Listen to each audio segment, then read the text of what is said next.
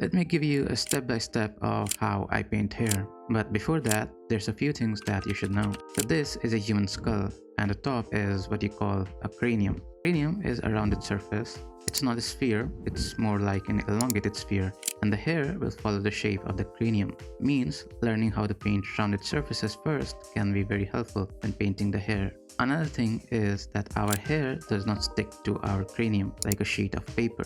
Hair has volume, and it is very important that you show this volume to make it look more believable. Another thing that you should know is that hair doesn't just grow in random directions. The back and side hair grows downwards while the hair on top of her head grows forwards. This information is mostly important if you are drawing hair from imagination. Now, one very important thing is that you should not be drawing hair like this. Drawing every single strand of hair or using a very small brush. I mean, that should come after you have established the main shapes first. So you should always try to draw the hair in bundles or locks. And hair in bundles look a lot like ribbons. And painting ribbons is quite simple. Let me show you. So first, I will paint the base color, and imagining that the light is coming from the front, I will shade the areas that are turning away from the light using a darker, more saturated color.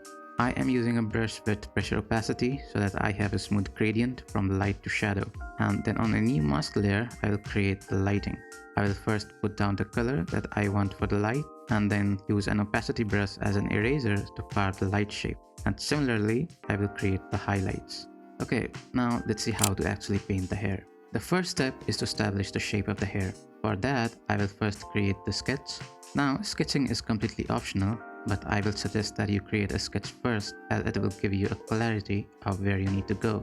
Once the sketch is done, I will fill it with a base color to complete the shape. The base color is basically the mid-value of the painting. Step 2 is to create the light and the shadow. With a darker, more saturated color, I will first create the shadow.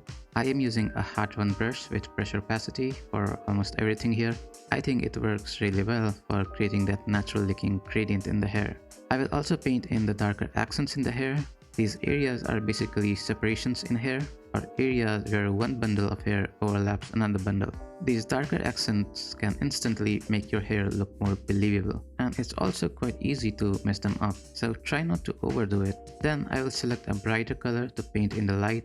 Now, this is not the only light source in the reference that I'm using, but this you can say is the main one. Then there's also this bluish light that is coming from the left, and I'm painting it in the same way I painted the ribbon. I put down the light color and then erase with an opacity brush to create the light shape. Third step is detailing. Here I basically make sure that I am satisfied with what I have before I move on to the next step. I will work on the darker shadows, fix my lighting a bit, create more separations, and even create more locks of hair. These thinner locks, if done correctly, can really enhance the look of the hair. After all of that is done, I will create the highlights. Hair is mostly shiny, just like a ribbon, so they catch a lot of highlights. Highlights can really make the hair pop, but make sure not to overuse them. Step 4 is where I will start adding the individual hair strands and the stray hair.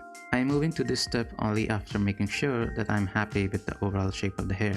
Just like everything else, these also need to serve a purpose. Don't just put random hair strands anywhere you want. These hair strands can be very helpful in creating the illusion of hair, if done correctly that is. The easiest way to do it is just painting some hair strands around the contour of the hair, and make sure that every single hair strand follows the same lighting as the overall hair.